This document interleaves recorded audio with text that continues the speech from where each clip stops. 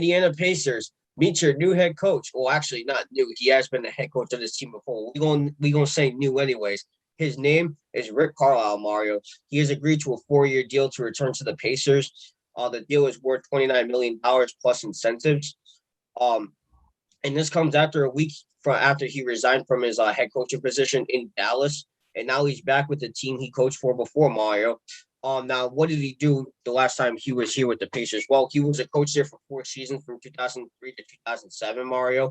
And he put up 181 and 147 record. He made the playoffs 3 times, which included an Eastern Conference Finals appearance in 2003 and 2004. And before that, Mario, he was a top assistant under Coach Larry Bird for 3 seasons from 1997 to 2000. Um, and I have a quote from him himself. He said in that quote, "It's an exciting situation because there's upside here. Getting back healthy is going to be a big part of that."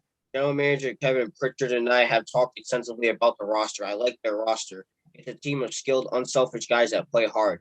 It's always possible that moves could be made before the season, but I think Kevin and I are both very excited about getting the roster healthy and seeing what this team can be. Um, so yeah, Mario, I'll let you start off with this first, but before I do, this article was written by Tim McMahon, who was an ESPN staff writer. So your thoughts on Rick Carlisle returning to Indiana? First of all, congratulations to Rick Carlisle on rejoining the Indiana Pacers. Yeah, Nate. I mean, his first 4 seasons with them, they were pretty good. You know, he made it to the Eastern Conference Finals.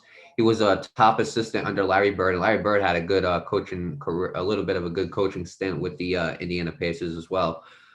Um, yeah. First of all, Nate, the Indiana Pacers, I look at them and I could definitely see this team becoming successful. Why?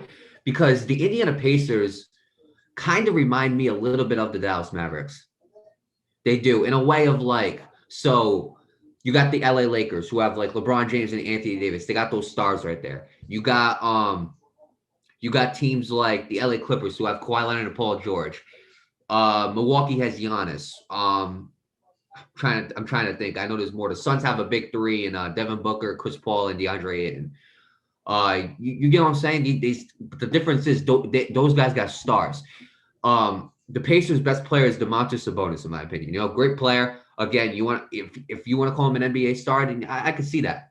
But what I like about the Indiana Pacers is that this team, his system, I think would run perfectly with this team, just like he did in Dallas. Because when you look at the players that are on that team, you can set up that system the same way. All right, the Dallas had Luka Doncic. You're not going to get Luka Doncic back, you know, obviously. But you can still work your system around Domantas Sabonis. You know, there's one guy right there. Karis LeVert, when he's healthy, he did a great job for the Pacers as well. And then you look at the Pacers, they got like Malcolm Brogdon, they got Miles Turner. Overall, I go back to that championship season he had with the Dallas Mavericks when they had Dirk, Jason Terry, Jason Kidd.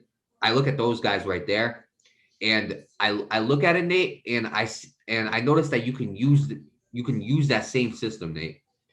It's just you can definitely use that system because overall, like you said, this is a team of unselfish players. That's what the Dallas Mavericks were at that point. They were a group of unselfish players that were willing to do anything that they could to win.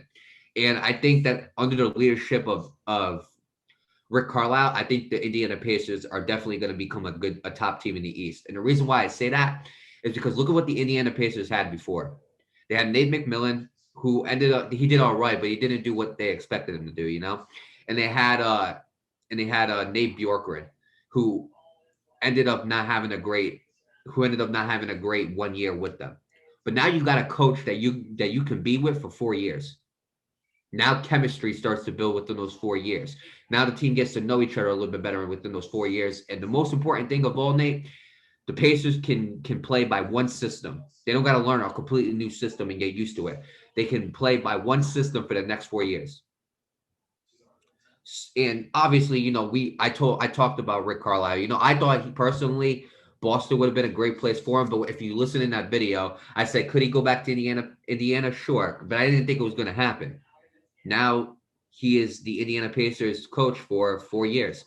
And it's a good contract, too. 4 years, $29 million. So credit to him, you know, plus incentives. So it looks like he's going to have a nice little time there in Indiana. So I hope that he does a great job with this team because they are a talented team. You know, Domantas Sabonis is a very, very good player.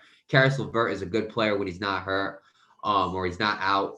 Malcolm Brogdon's a very good player as well. You know, they got a very good team over there in Indiana. So, and they do got a lot of promising talent as well. So, with that being said, I wish Rick Carlisle the best of luck with the Indiana Pacers, and I can't wait to see what they do in the next 4 years. Yeah, absolutely. Best of luck to Rick Carlisle on return to Indiana. Congratulations to him again. Yeah, I could definitely see this working, Mario. Because you mentioned in the last video with the Ime Udoka, you mentioned that players can become, or anybody in general can become great when they're around greatness. You did mention that. And Rick Carlisle is an NBA champion. He's been a very great head coach for the Dallas Mavericks for many, many years. He's done an amazing job. So with this young squad, a lot of these guys are young and they all have potential in the future. I can definitely see this team becoming successful in the next few years. I feel like they need that veteran leader to kind of take them to that spot. Now what it all comes down to is who's going to become the star of this team, because unlike a lot of other teams, like you mentioned, the Celtics have a star in Jason Tatum, Jalen Brown's an upcoming star. Look at other teams, excuse me. Right, and I already think they have their star in Sabonis. I think that is their star player right there. Right, but he's right. But the question is, and a lot of people have is he going to be up to that potential like the other guys in other stars in the league? Which I don't have a doubt. He definitely will be if he does everything correctly. But I like the way Sabonis plays. I love the way he plays too. You also got Karis LeVert. He's done a really great job when healthy. Obviously he's been dealing a little bit of injuries. He had a kidney injury as well, so I'm hoping he's doing well with that.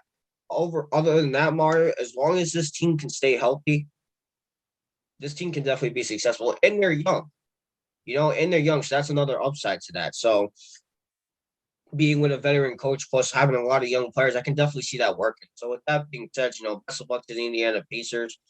Congratulations again to Rick Carlisle. And we'll see what happens within these next 4 years in Indiana, Mario.